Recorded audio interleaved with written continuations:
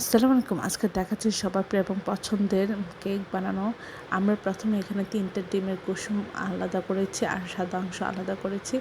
আমরা সাদা অংশের মধ্যে আ আধা চামচের থেকে কম নিয়েছি বেকিং পাউডার দিয়ে আমরা ১ চিমটি লবণ দিতে পারেন, নাও দিতে পারেন। এভাবে হ্যান্ড বিটার দিয়ে অনেকক্ষণ বিট করলেও এটা ফোমি হয়ে যায়, বা ইলেকট্রিক বিটার থাকলে আপনারা সেটা দিয়ে ফোম করে নিতে পারবেন।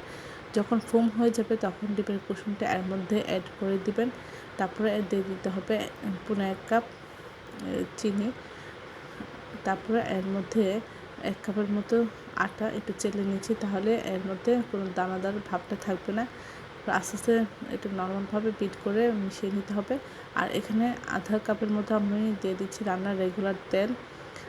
আর আমরা দেওয়ার পরে আলতোভাবে এটা মিশিয়ে নিব, বিট করে নিব। তারপর আমরা যে পাত্রে দিব সেখানে আমরা তেল ব্রাশ করে ঢেলে নিচ্ছি।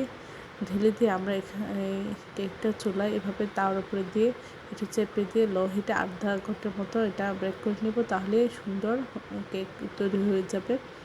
এটা খুবই মজার হয়েছিল, নরম তুলতুলে স্পঞ্জি কেক। সবাই আমার চ্যানেলটি লাইক এবং শেয়ার দেবেন, সাবস্ক্রাইব করবেন এবং প্রিয়জনকে বেশি বেশি করে শেয়ার দেবেন। আমার চ্যানেলে সব রকম রান্নার রেসিপি রয়েছে, আশা করি দেখবেন। আর এই অসাধারণ কেকটি একবার হলো আপনারা বানাবেন। আসসালামু আলাইকুম। আজকে দেখাচ্ছি সবার প্রিয় এবং পছন্দের পিৎজা রেসিপি।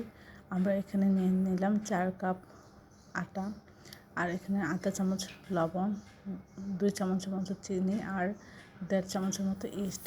সব কিছু একসাথে আমরা খুব ভালো করে শুকনো উপকরণ মিশিয়ে নেব। তারপরে দিয়ে দিচ্ছি ২-৩ চামচ রান্নার রেগুলার তেল, তারপর কুসুম গরম পানি। এভাবে আমরা এর মধ্যে দিয়ে নরম একটা ডো তৈরি করে আমরা এটা রেস্টে রেখে দেবো। হাতে একটু তেল লাগিয়ে নেবেন বা আটা লাগিয়ে নেবেন, তাহলেই শক্ত হয়ে যাবে। তারপর আমরা এভাবে ক্যাপসিকাম কেটে আর মুরগির বুকের মাংস এভাবে ছোটো ছোটো টুকরা করে কেটে নিয়েছি। নিয়ে আমরা কিছু তেলের মধ্যে পেঁয়াজ কাঁচামরিচ দিয়ে আধা চামচ আদা বাটা, আধা চামচ রসুন বাটা দিয়ে মুরগির মাংস যে ছোটো করে কেটে রেখেছি সেটা দিয়ে একটু ভেজে নিচ্ছি। তারপর আধা চামচ লবণ, আধা চামচ হলুদ গুঁড়ো, আধা চামচ ধনিয়া গুঁড়ো, আধা চামচ জিরা গুঁড়ো সব কিছু দিয়ে এর মধ্যে গাজর, মটরশুঁটি এবং ক্যাপসিকাম সব কিছু দিয়ে একসাথে জাল করে এটা রেখে দিচ্ছি। আমরা এর মধ্যে স্টারি ডোটা ফুলে ডাবল হয়েছে। আমরা এখন এটা মধ্যে নিয়ে আমরা যে পাত্রে দিব সেখানে তেল ব্রাশ করে এভাবে হাত দিয়ে চেপে চেপে ছড়িয়ে একটা সুন্দর রুটি তৈরি করে নেব। তারপর কাঁটা চামচ দিয়ে এভাবে এর ভিতরে বাতাসটা বের করে নেব। আর এখানে দিয়ে দিচ্ছি হোমমেড টমেটো সস। আপনারা কিনে টমেটো সস দিতে পারেন। তারপর আমরা সবজিগুলো দিয়ে দিচ্ছি। তারপরে দিলাম মোজারেলা চিজ।